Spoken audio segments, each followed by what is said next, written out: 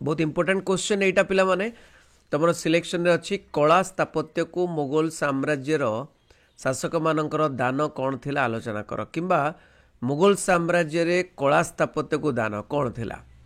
এটা बहुत इंपोर्टेंट प्रश्न। प्रथम तो इंट्रोडक्शन लिखिबो जे कला स्थापत्य कौन मुगल साम्राज्य जो मुगल साम्राज्य विस्तारित होइकी रहिथिला से मुगल साम्राज्य माने कला स्थापत्य को ही माने एठी अवस्थान करथिला कोडी भारत वर्ष रे कला स्थापत्य को कहीं ना तुम देख ताजमहल हो कि विभिन्न प्रकार मस्जिद हो ताजमहल हो कि फतेहपुर सिक्री ठारे कि लाल किला हो जो कौनसी अट्टालिका देखुच मुगल साम्राज्य समय रे ही होता आउ ए समय मुसलमान और हिंदू कला एवं स्थापत्य एक मिश्रण परिलक्षित होता।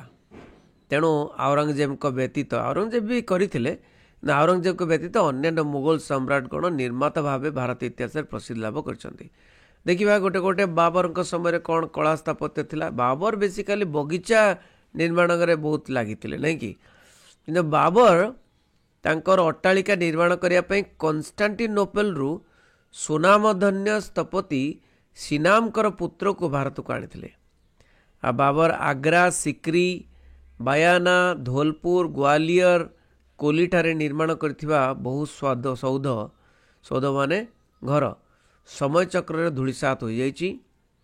तो सौध गुड़िक मध्य पानीपत ठारे एक विशाल मस्जिद संबल ठारे जुमा मस्जिद एवं मध्य अक्षत अवस्था दंडमान। हुमायून समय हुमायून तो अल्प दिन रही और शेरशाह आसते तेणु हुमायून शेरशाह समय हुमायून का राजत्व में आग्रा ठारे एक सौध पंजाब हिसार जिले में अवस्थित फतेहबाद मस्जिद अर्धभग्न अवस्था दंडायमान रही।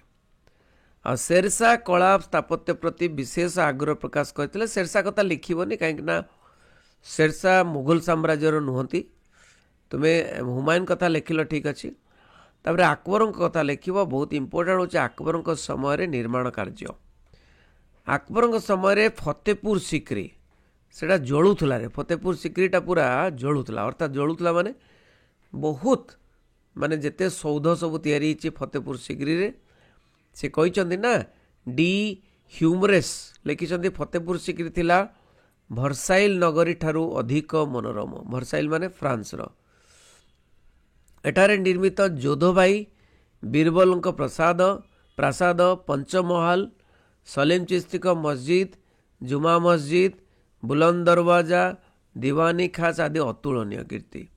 जहांगीर का समय कला स्थापत्य जहांगीर का समय सौध निर्माण होता राणी नूरजहान का द्वारा निर्मित होता सेगुड़ी मध्य नूरजहान पिता इतमदुद्दौला निर्मित समाधि सौध मुगल स्थापत्य एक अनुपम स्मारकी भाव में उज्जीवित।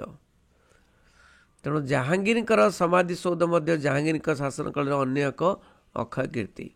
शाहजहां का समय तो कहले न चले एते परिमाण रे स्थापत्य होता से समय तो कहला ना मुगल साम्राज्य गोल्डन एज जोटा कि गोल्डन एज कहला सुवर्ण युग बोली कहगला नहीं। ये इंडो इस्लामीय कला और स्थापत्यर विकास लिखिता चरम सीमार पहुंचला। इंडो इस्लामीय माने इंडिया और इस्लाम कला। शाहजहां समय निर्मित सौध गुड़िक मध्य दिल्ली लाल किला जुमा मस्जिद एवं आग्रार ताजमहल मोती मस्जिद स्थापत्य जगतर केतोटी सफल कृति रूपे परिगणित।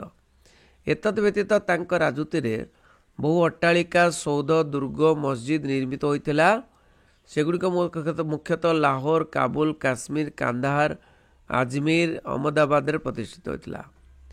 आओ शाहजहां का निमित्त मयूर सिंहासन उपर टिके चर्चा करवा। मयूर सिंहासन हीरा मोती माणिक स्वर्ण आदि बहु मूल्यवान पत्थर रे खचित होता।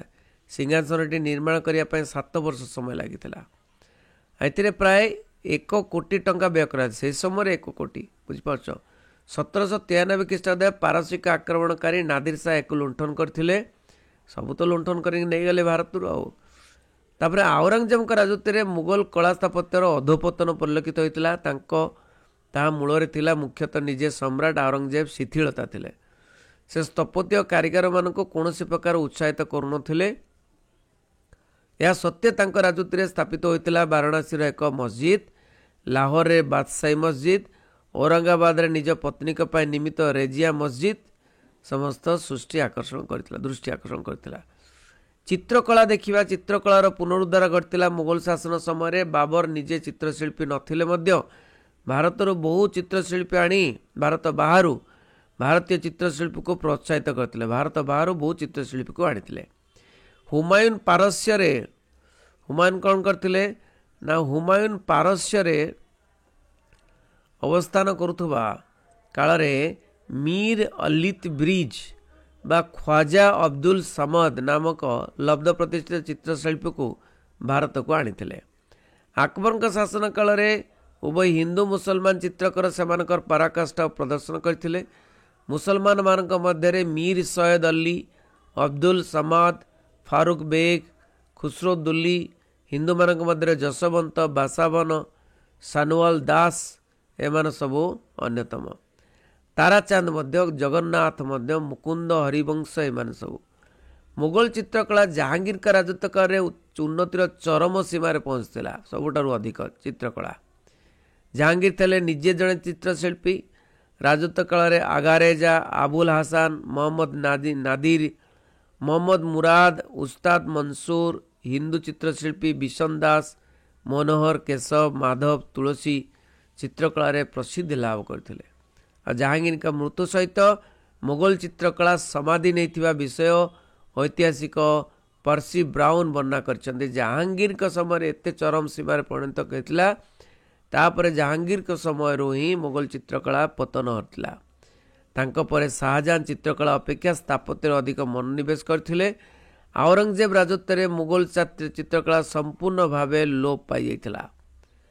तापर गोटे कनक्लूजन दब एत द्वारा आम जाना पाइलु जे कला और स्थापत्य रे मुगल साम्राज्य पृथ्वी प्रसिद्ध अट्टालिका मान तैयारी करथिला एवं कला चित्रकला रे जहांगीर का समय चरम सीमार पहुंचीला एवं स्थापत्य समय स्थापत्य रे शाहजहां का समय चरम सीमार पहुंचीला। तेणु शाहजहां समय को माने सुवर्ण युग बोली कथित हुए। ये गोटे कनक्लूजन देकर सारिबो। Thank you very much. रहिली। वंदे उत्कल जननी।